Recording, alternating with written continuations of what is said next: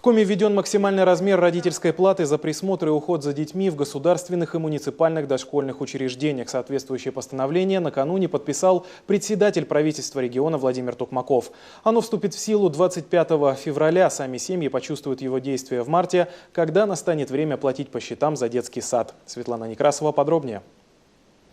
Размер родительской платы за детские сады отныне будет равным для всех без исключения. Долгое время квитанции в разных учреждениях существенно разнились. Где-то плата была вполне адекватной, а где-то значительно выше привычной. Сей факт не раз печалил родителей.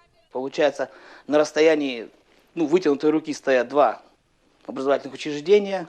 И естественно, что дети из одного смотрят на другое. И получается, детки одинаковые, садики одинаковые, а оплата разная. И вот новый закон сейчас, закон образования, как раз и предусматривает собой то, что надо все-таки подровнять. Максим Шемякин – отец двоих детей. Старший уже учится в школе, а потому семья еще застала те времена, когда плата в дошкольных учреждениях для всех была одинаковой, при равных же условиях. Глава семейства и по совместительству председатель родкомитета отмечает, это самый честный подход, ведь по сути родители оплачивают одну и ту же услугу – присмотр и уход за ребенком. А это единый комплекс мер по организации питания и обслуживания детей.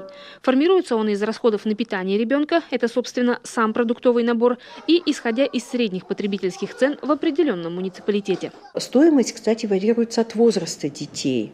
Значит, от группы младшая возрастная по составу, условно туда от года до 3 детки входят, или даже от 2 месяцев, имеют право получать эту услугу дети. Значит, одна стоимость. Детки постарше, старшей возрастной группы, от 3 до 7 другая стоимость. К примеру, могу назвать эту стоимость по Сыктывкару. Она установлена на 1 день пребывания ребенка в детском саду.